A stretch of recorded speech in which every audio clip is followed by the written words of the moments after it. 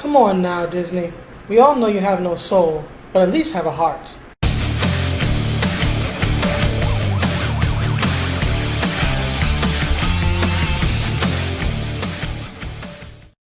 Hello everyone, this is Gene from NYC again. I'm back with another video. As always, I like to greet the viewers, so whether you're new, whether you've been here from the beginning, whether you're subscribed, unsubscribed, welcome. I hope that you enjoy the content. So the content for this video, sadly, is dealing with a heavy situation. As I was saying, this video will be dealing with a sad situation. As you may or may not have heard, the Walt Disney Company has denied a father's request to have a sketch of Spider-Man etched onto his son's gravestone.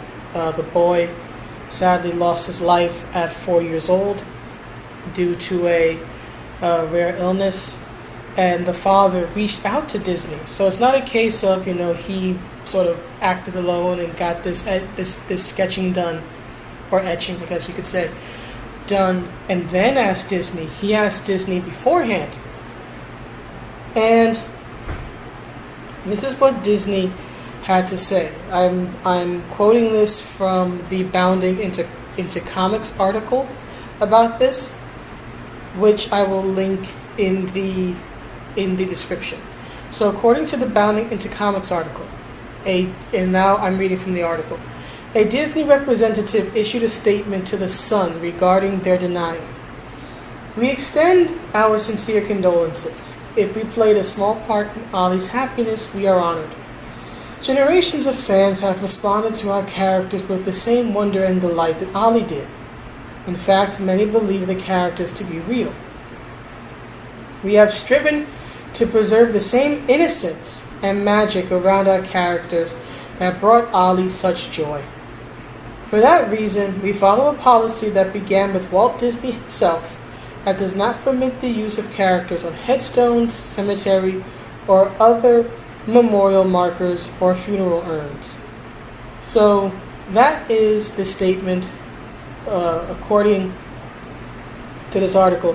This is the statement that a Disney rep issued to The Sun regarding their denial of this request. Here's my take on it. As much as I hate to say it, I'm not surprised that Disney turned down the request, given that Disney has become a very soulless company which doesn't care for anything but money, right? They want you to buy their products, but they don't want to put any actual effort into it. But this is different. What surprises me about this is their defense or their explanation. Again, as the article points out, again, this is the quote from a Disney rep to The Sun, right? He says here, or rather it says here in part, that we have striven to preserve the same innocence and magic around our characters as this young boy enjoyed. First of all, let's establish something here. While Disney does own Marvel, which means they technically own Spider-Man, they did not create Spider-Man. Spider-Man is not a Walt Disney creation. Spider-Man is a creation of Marvel Comics. In particular, it's a creation of Stan Lee and Steve Ditko and all of the other artists that have come and gone and that have added to the Spider-Man story and the Spider-Man mythos. Spider-Man, creatively speaking, has nothing to do with Disney. So frankly, reading this, I'm insulted. Not surprised, but insulted that this rep is hiding behind a policy Walt Disney set at some point, doesn't say when, that Walt Disney set for his creative works, for his characters made by his company. Right? Marvel Comics and Walt Disney Company were two completely separate entities for decades. Okay, let me give you a little bit of a history lesson. The Walt Disney Company was founded in 1923 by the Disney brothers, Walt and Roy. Marvel Comics, right, its earliest iteration is actually in 1939 as part of Timely Comics. It didn't exclusively become Marvel until 1961. So there's sort of 2 start dates there. Maybe 3 if you count Atlas Comics. But regardless, 1923, for Disney, that's when the Walt Disney Company is founded, or what eventually would become the Walt Disney Company. 1939 for Timely, or 1961 for when it specifically became Marvel. Let's use 1961 just to keep it easy. That's when Marvel Comics is founded. That's when they use the Marvel name, and they're not part of anything else. 1923, 1961. These companies were entirely separate. No one owned the other until 2009, which is when Disney purchased the Marvel Entertainment brand, which is effectively Marvel. Everything Marvel. Their comics, their movies, everything. Anything with the Marvel name on it now belongs to them. So again, I am not denying that Disney owns Marvel. They do. But if we're talking from a creative standpoint, they did not create Spider-Man. Spider-Man is, again, a creation of Marvel Comics, a creation of Stan Lee and Steve Ditko and others. And they are basically trying to hide behind the rules, in my opinion. They are trying to hide behind a policy that Walt Disney, who had nothing to do with the creation of Spider-Man, instituted to protect his own characters, right? I can understand that, for example, if somebody wanted to etch Mickey Mouse, okay, yeah, that's a Walt Disney creation. That's the logo of the Disney company. I can understand that. But I don't, how do I put, I can't say I'm surprised, but I guess the emotional part, the moralist in me is outraged that Disney would impose a rule on a character that, creatively speaking, is not theirs. There's nothing from what I've read that even indicates that they even spoke to Marvel, right? Which is part of their company. It doesn't say that they went to C.B. Cebulski, who's the editor-in-chief, or to Joe Quesada, who I believe he's one of the higher-ups. I forget exactly which role he plays, but he's definitely one of the higher-ups. Didn't ask them what they thought, didn't ask what the president of Marvel Comics thought about this. They just decided, hey, this is our property now. Let's institute this rule for a character that we did not create and had absolutely no say in for literally decades. To me, it's insulting. It insults my intelligence. And it's so sad that this father, right, this grieving father, cannot have this one lasting, I guess, tribute, right, to his son. Right, he's asking just for, a small etching of Spider-Man. He's not asking for, like, at least in my knowledge, he's not asking for like a carving of Spider-Man and having that stand as his son's headstone. I can understand maybe if that was the case wanting to say no. But a small etching on it, I don't see where the problem is. And again, I think it's just Disney reps hiding behind a rule and just being difficult in my estimation. That is something I've been dealing with for a little bit in my own life. People hiding behind the rules and making something that is already difficult to deal with that much more difficult by, in my opinion, being absolutely heartless. Now, to be fair, the article also does state that, according to the article, Disney did offer to commemorate Ollie with a hand-inked and hand-painted personalized celluloid. And then it says in quotations, although we cannot grant the family's request, we would be pleased to commemorate your nephew with a hand-inked, hand-painted, personalized celluloid that recognizes his love for Spider-Man, which will read for the nephew's name, in this case, which would be Ollie. That was the name of the boy who passed away. Thank you for letting us share in the magic of your life, your friend at the Walt Disney Company. So then it says, we feel privileged to have had him as a fan. So here's the thing. Disney's not even letting Marvel speak for themselves. It doesn't say from Marvel. It doesn't say from C.B. Cebulski or Joe Quesada. It's Walt Disney.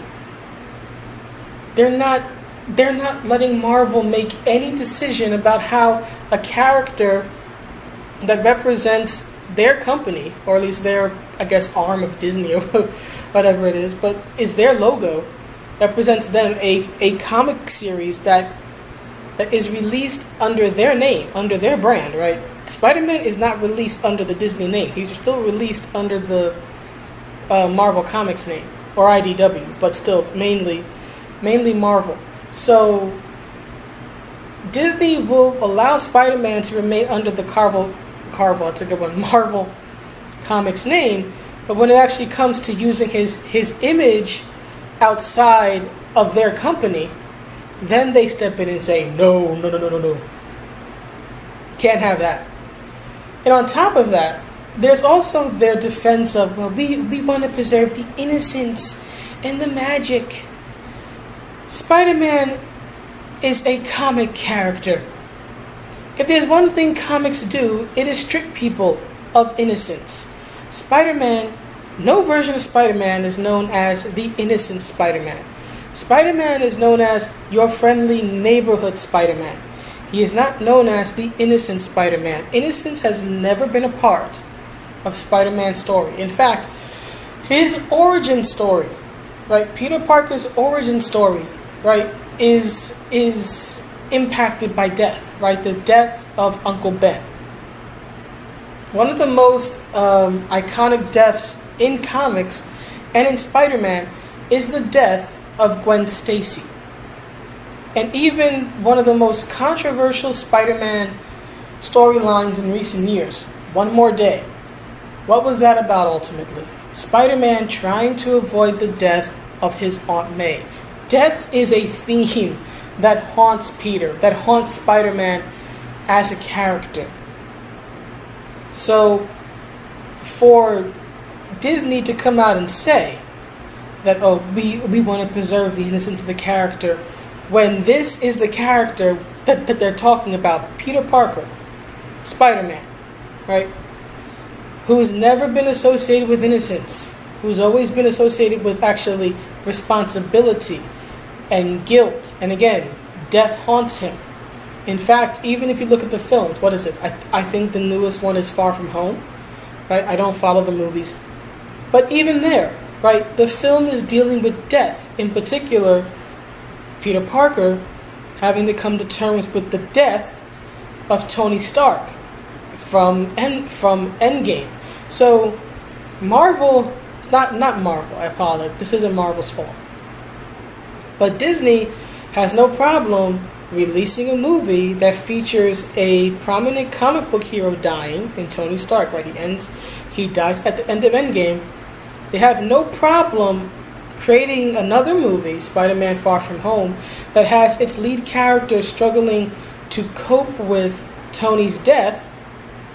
But when a father asks for a Marvel character, not a Disney character, but a Marvel character to be etched onto his son's gravestone, they say no.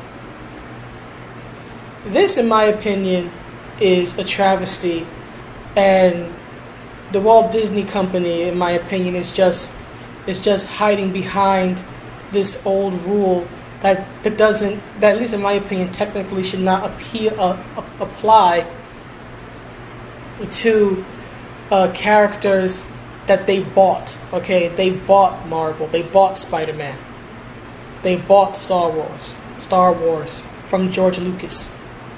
These are not characters that Walt Disney or anybody associated with him or his company created. And in my opinion, that rule should only be applied to Disney creations, original Disney creations, not to creations that Disney had to buy, to own. If you're going to do this, Disney, at the very least, consult with Marvel. For example, let's say if this father had asked for, say, Luke Skywalker to be carved on his son's headstone, at least speak to the president of Lucasfilm. At least, if not George Lucas himself, at least speak to the president of Lucasfilm. At least get the original creators or their company, because the creators eventually die. These characters are decades old. But if the original creator is not around, at least speak to the next possible representative. Speak to the company. Don't make this decision for that arm of your brand. And in my opinion, again, this is just a travesty, right? And I know that they offered some sort of picture, some sort of celluloid, but to me, it's a cold comfort. And it's sad because I really do think that Stan Lee would have permitted it. At least a small etching. I don't think he would have permitted, like again, Spider-Man crouching as a grave, right? I don't think he would have permitted a carving, but I think a small etching on a grave shouldn't be too big of a deal. But that's just me. But I also want to quote the article one more time, right? It says here that, trying to find it, one moment, I apologize. According to the article, when Ali, who's the young boy who sadly is no longer with us, was buried, his funeral procession was led by Spider-Man, and according to the Sun, the character was also on his coffin. So at the very least, there was a Spider-Man theme to the boy's funeral, right? Spider-Man led the procession. He was buried in a coffin that has the character on it. So at least there was some Spidey presence, right? Something's better than nothing, but I really do think that Disney is making the wrong call here. I think they're making the wrong call in not allowing Marvel to speak up for themselves and at least, give an opinion. Let them speak for their character. I think Marvel's just not Marvel. I apologize. I think Walt Disney's company is just being terribly corporate, which sadly doesn't surprise me. But maybe, just maybe, the public outcry, because this is on CNN and this is being covered by channels large and small on the net and so on and so forth. So hopefully the negative public press will get Disney to reconsider their request. I wouldn't bank on it, but you never know. Disney is a slave to press and to attention as much as any other entertainment media, and perhaps even if the mainstream media says, hey, this isn't cool, maybe they'll change their tune. I don't know. But the most important thing is that now this family, right, has to live on without this little boy who never got a chance to grow up, who never got a chance to experience the things that Spider-Man has experienced, like, falling in love and getting married and all that stuff. He'll forever be foreign, and all I can say is that to his family, my condolences. I grieve with you, and they will certainly be in my thoughts and prayers for, again, whatever that is worth. And that's it. So that's my way too long opinion on this. I think Disney's way in the wrong for a multitude of reasons, and I hope that they turn around. So that's it. That's the vid, and I'll see you in the next one. Have a good day, everybody. Bye.